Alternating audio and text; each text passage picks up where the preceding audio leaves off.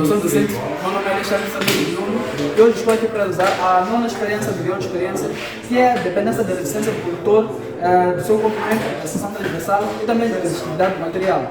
Então, vou verificar o que é que acontece quando aumentamos o comprimento do condutor com a resistência do circuito. Vou verificar o que é que acontece quando aumentamos a seção transversal do condutor e também vou verificar para os condutores diferentes, se eles têm resistividades iguais ou resistividades diferentes também. Sim, agora vamos dar início com um resumo teórico em relação à dependência da resistividade do condutor, do comprimento da seção transversal e da resistividade do material. Então, primeiro vamos compreender o que é a resistividade de um material. Então, a resistividade é uma medida da capacidade do material de resistir ao fluxo de elétrons. O fluxo de elétrons num condutor é exatamente a corrente elétrica. Então, a resistividade mede essa capacidade do material.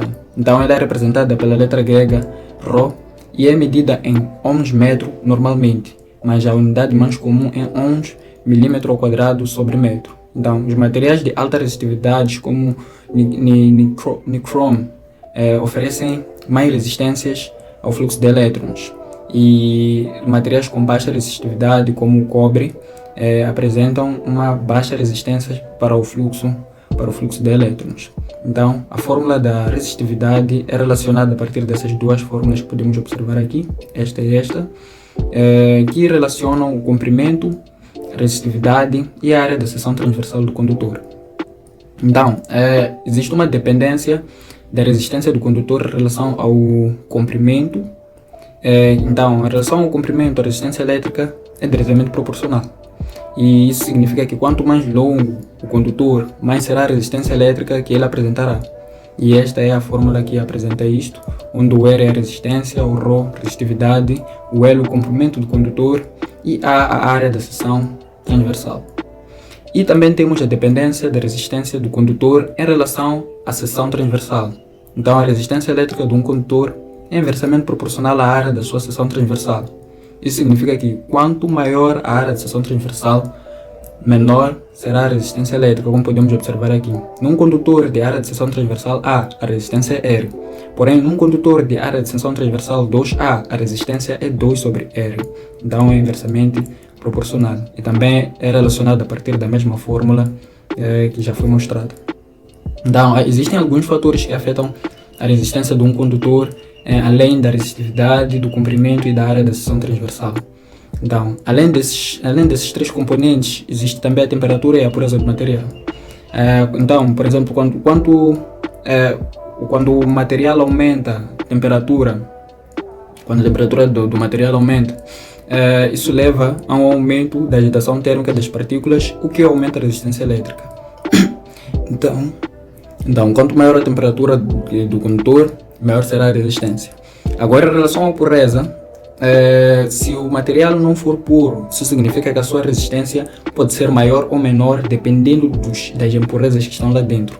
Imaginemos que misturemos ferro com um pouco de cobre. Isso significa que o material final terá uma menor resistência em relação ao ferro puro.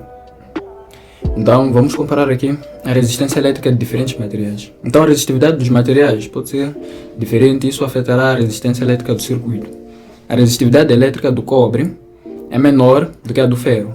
Então, se nós mantermos a área de seção transversal igual e o comprimento também é igual, isso significa que a resistência do cobre... Então, isso significa que se nós mantermos a área de seção transversal e o comprimento igual, a resistência do cobre será menor do que a do ferro.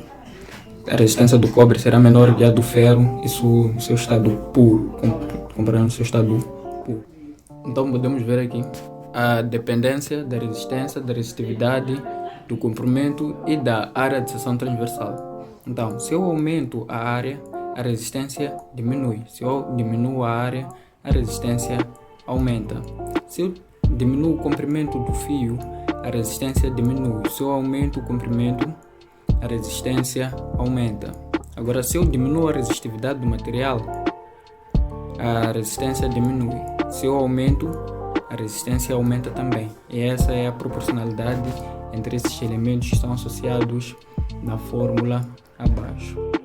Sim. Antes de começarmos com a realização da experiência, eu gostaria de sanar algumas coisas em relação à expressão que está aqui, que em alguns manuais costuma-se chamar de segunda lei de Young.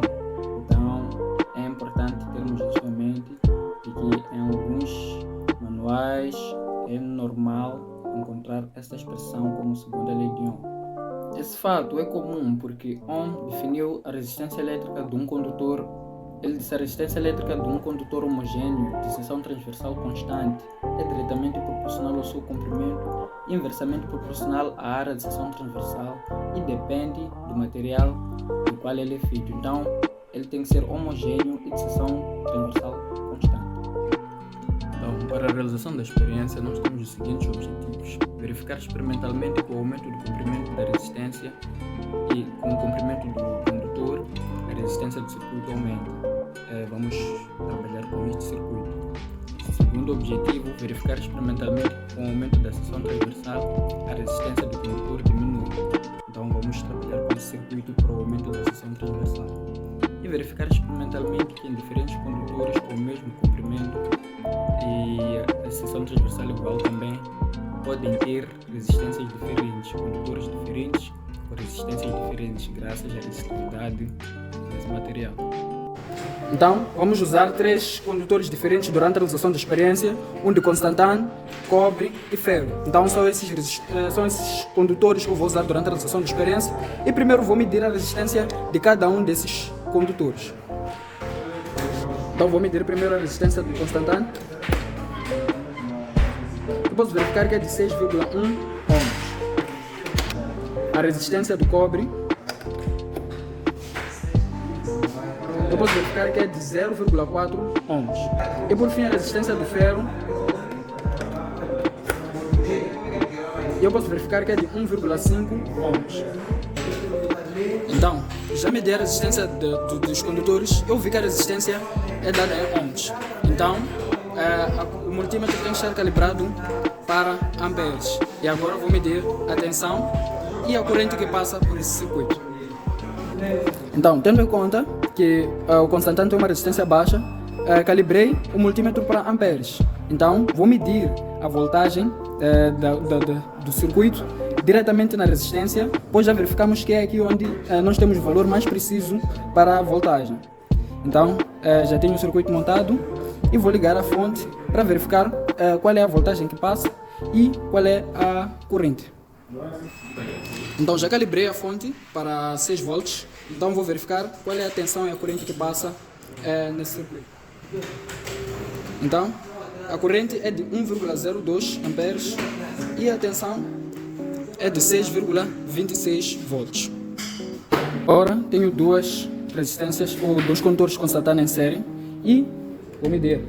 A tensão é de 6,29 volts e a corrente é de 0,49 amperes. Agora tenho 3 condutores constantando em série e a corrente que passa é de 0,32 amperes e a voltagem é de 6,28 volts.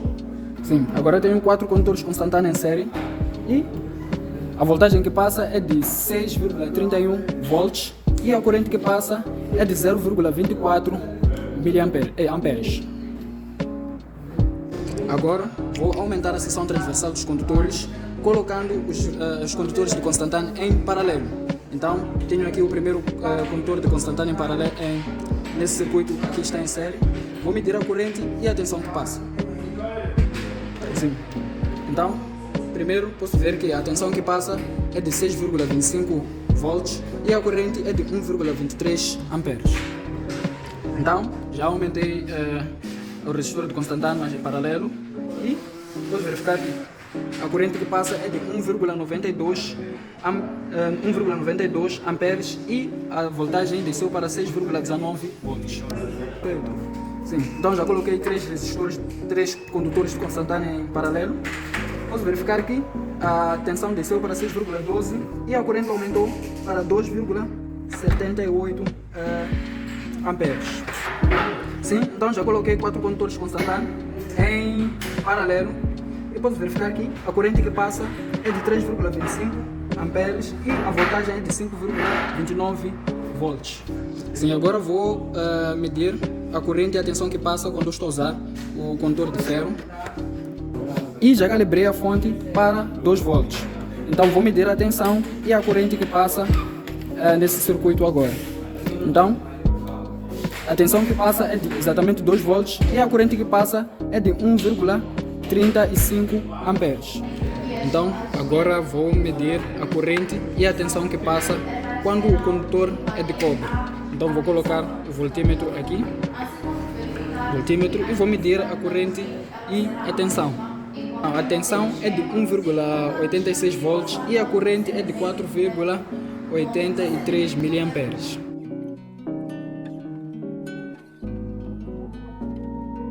Então, depois de realizar a experiência, vamos para a folha de Excel analisar os dados que foram colhidos. A experiência que foi realizada foi a experiência número 9 da dependência da resistência do condutor, do seu comprimento, da área de seção transversal e da resistividade do material. Para a primeira tabela do primeiro procedimento, medimos as resistências dos 3 condutores que nós vamos usar, constantano, ferro e cobre. Então, esses são os valores em ohm da resistência que foi medida. Lembrando que os valores em azul são os valores medidos, os valores em castanho são os valores calculados, erro absoluto e relativo percentual em amarelo, máximos e mínimos em verde. Para a primeira tabela, eu posso verificar que o comprimento aumenta de 1 até 4. Eu aumentei o comprimento de 1 até 4 com o objetivo de aumentar a resistência do material. Este foi o circuito que foi montado. Então, quando aumentei a resistência do material, o comprimento do constantano, foi possível verificar que a intensidade da corrente diminuía, visto que a resistência aumentava. Sim, então foi possível verificar que a resistência diminuía. Para a segunda tabela, que a resistência aumentava. Para a segunda tabela, nós aumentamos o diâmetro do condutor constantano, aumentando os condutores em paralelo, aumentando assim a área de seção transversal. Então o diâmetro foi aumentado de 0,3 até 1,2 milímetros. Aqui tem que estar em milímetros. Então a tensão que foi medida é esta e como eu medi o valor da tensão diretamente nos terminais das resistências associadas, foi possível verificar que o valor da tensão diminuía ao longo de quando eu aumentava a resistência em paralelo, ou o condutor em paralelo. Isso significa que o valor da tensão diminuía, pois o valor da resistência também diminuía e o valor da intensidade da corrente aumentava. Então, para uma maior resistência, a tensão é maior, para uma menor resistência, a tensão é menor. Isso quando medimos o valor da tensão nos terminais das resistências associadas. E na terceira tabela, tenho aqui constantano, ferro e cobre. Então, também verificou-se que para uma maior resistência, a tensão é maior, visto que a resistividade do constantano é maior do que a do cobre, e temos área de seção transversal e comprimento igual, significa que a resistência do constantano é maior do que a do cobre. Então, a tensão que foi medida para o cobre é menor do que a tensão que foi medida para o constantano, visto que a resistência que foi calculada para o cobre é muito menor do que a resistência que foi calculada para o constantano. Isso quando estamos nesse circuito que já verificamos experimentalmente que é o melhor tipo de circuito para ser estudado com o voltímetro depois do amperímetro. Então aqui tenho alguns valores das resistividades tabeladas. Tenho constantano de 0,5 ohms milímetro quadrado por metro, e cobre é de 0,16, ferro, são muitos materiais com diferentes resistividades. O objetivo aqui é de calcular a resistividade do constantano e verificar se ele está próximo do valor que será calculado. Então, as fórmulas que foram usadas para determinar a área e a resistividade são essas. A área de seção transversal é esta e para a resistividade usou-se esta fórmula, ohm vezes milímetro quadrado por metro. Então, para a primeira tabela, esses são os valores da resistência calculada. O diâmetro não muda, significa que a área também não vai mudar. A única coisa que muda é o comprimento. Então, a resistividade calculada é esta. E eu posso verificar que a resistividade média é esta e a resistividade tabelada é esta. Então, os valores não diferem muito. A mesma coisa aconteceu para a segunda tabela. E o diâmetro aumentou, então a área aumentou, a resistência é 100 ohms, a resistividade calculada, as resistividades calculadas são essas, então a resistividade média é de 0,45, comparado com o valor tabelado também não há muita diferença. Então, para o cálculo de erro, eu usei, durante a experiência, usei 2 multímetros, este e este. Então, as faixas são essas, este com 1 perímetro, este com 1 centímetro. Então, as faixas de medição para cálculo de erro são essas. As fórmulas estão aqui e foram aplicadas para a primeira e segunda tabela. Primeira e segunda tabela para tensão e corrente, respeitando as faixas. E foi possível verificar que os valores dos erros absolutos são esses e dos erros relativos também estão aqui nas tabelas calculadas. Então, depois de calcular os erros absolutos, relativos e máximos e mínimos para a tensão e intensidade da corrente, vou aqui mostrar como se procedeu para o cálculo do erro da resistividade calculada. Então, as resistividades para a primeira tabela foram estas e para a segunda tabela foram estas. Então, visto que os valores são bem próximos, eu calculei a média de todos eles e esta é a média para estes 8 valores. Então, aplicando a fórmula de resistividade calculada menos a resistividade média, elevar esses valores ao quadrado e fazer o somatório desses valores, obtive este valor. Então, já é possível determinar o erro médio do valor aritmético médio. E, aplicando a fórmula, obtive este valor para o valor aritmético médio e o erro relativo percentual. Então, para os máximos e mínimos da primeira e segunda tabela, calculei o máximo e mínimo usando a média da primeira tabela e a média da segunda tabela, máximos e mínimos com o valor do erro absoluto do valor aritmético médio.